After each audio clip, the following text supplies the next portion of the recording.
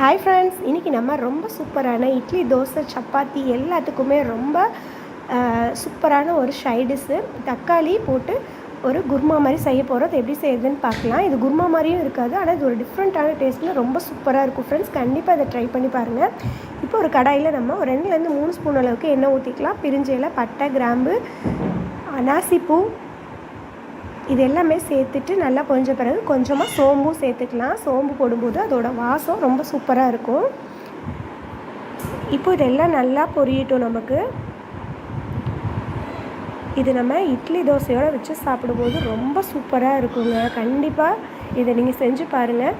இட்லி தோசை 2 இட்லி சாப்பிட்ற குழந்தைங்க கூட பார்த்தீங்கன்னா ஒரு இட்லி சேர்த்து சாப்பிடுவாங்க. அந்த அளவுக்கு ரொம்ப சூப்பராக இருக்கும் டேஸ்ட்டு.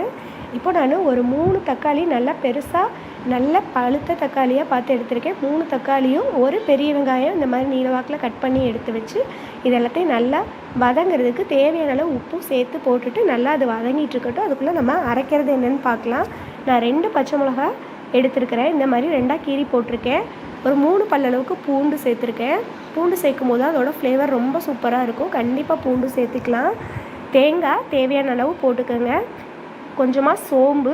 பொரிகளில் பார்த்திங்கன்னா நம்ம அந்த தக்காளி குருமாவோட திக்னஸ்க்காக சேர்க்குறோம். நீங்கள் வேணால் கடலை மாவு கூட கரைச்சி ஊற்றிக்கோங்க. இல்லைன்னா நம்ம இட்லி மாவே இருக்கும் இல்லையா, அதையும் கூட கடைசியாக நம்ம கரைச்சி சேர்த்துக்கலாம்.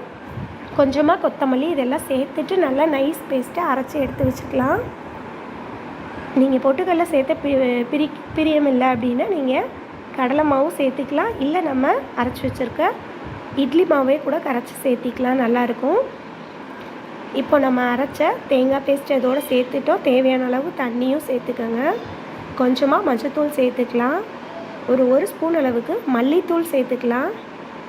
மல்லித்தூள் சேர்க்கும்போது நல்லாயிருக்கும். இந்த ஃப்ளேவர் வாசம் சூப்பராக இருக்கும் நமக்கு.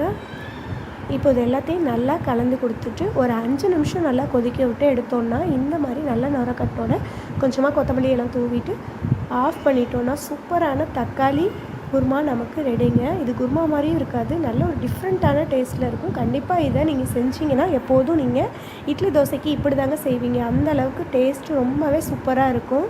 கண்டிப்பாக நீங்கள் குழந்தைகளுக்கு செஞ்சு கொடுத்து பாருங்கள், பிரியமாக சாப்பிடுவாங்க. ஓகே ஃப்ரெண்ட்ஸ், நீங்கள் இப்போ தான் நம்மளோட வீடியோ ஃபஸ்ட் டைம் பார்க்குறீங்கன்னா சேனலை சப்ஸ்கிரைப் பண்ணிக்கோங்க. ஓகே ஃப்ரெண்ட்ஸ், பாய்.